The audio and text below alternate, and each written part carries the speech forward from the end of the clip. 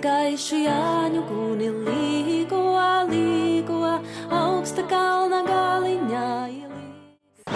Patiesībā Līgo svētkiem Krasmalā ir ļoti sena pieredze, jo, kā mēs papētījām, pirmie fakti par to, ka šeit Daugavas krastā, pašā Rīgas centrā ir notikuši Līgo svētki, ir no 18. gadsimta vidus, bet jau 19. gadsimta beigās un 20. gadsimta sākumā šeit Rīgā pie Rācnama toreizējā notika lielākā Latvijas līgošana ar lielākajiem deju plačiem, ugunskuriem, dziesmām un dejām līdz rītam. Visticamāk ar visu papardes ziedu, alus dzeršanu un visām nepieciešamajām Jāņu lustēm.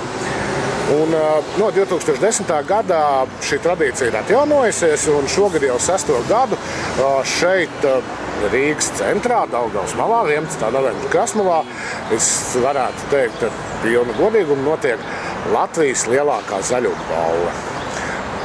Tieši tāpatās kā jau pirms vairāk nekā 100 gadiem. Šeit ir lielākā deju grīda Latvijā, šeit ir lielākās mīlestas ētas Latvijā, šeit ir lielākā līgoša dziesmu dziedāšana, dejošana. Un, ja kādam vajag arī papardes zieda meklēšana līdz rīta gaismai, un nevienu gadu pirms 6:00 no rīta beidzies, te vēl nekas nav.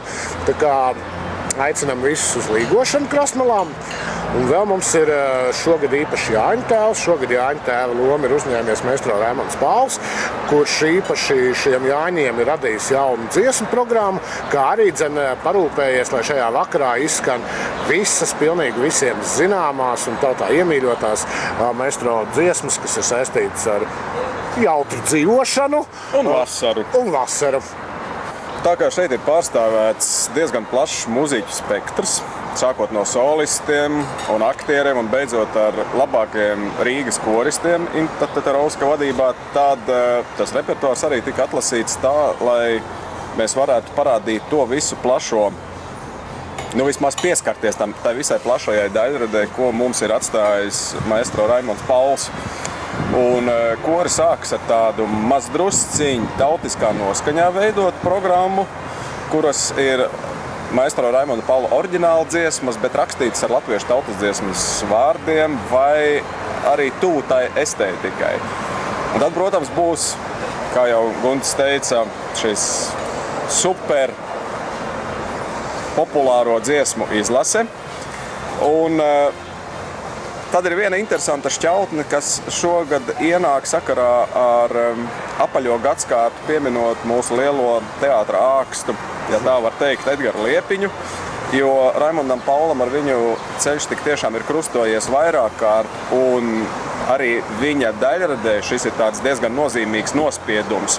Un kas man bija interesanti, ka mēs varam šogad parādīt Jāņos kādreiz speciāli veidoto programmu Rīga toreiz un Rīga šodien, kura jau pēc pirmā atskaņojuma tika aizliegta.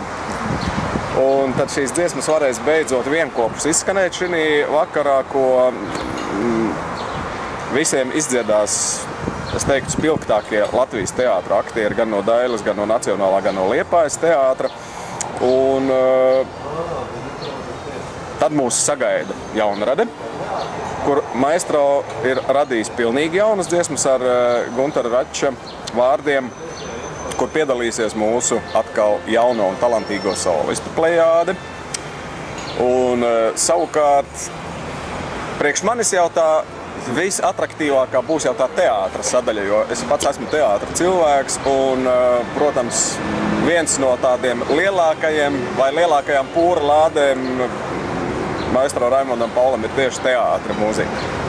Un tur tad skanēs tādas iemīļotākās dziesmas, kurām varēs dziedāt līdz noteikti visi. Es domāju, arī dejot līdzi. Es domāju, visi kopā varēsim lekt zilo karbunkuli un dziedāt Trīs vīri kādreiz bija. Līdz Dzeguškalnam nav tālu. Ja tiem, kam to papardu ziedu tur interesē paskatīties, viņš noteikti zied tur, un tad viņi nāk atpakaļ uz Krastmalu. Un tad arī, neslēpsim, papardu zieds Jāņu naktī Rīgā zied visur.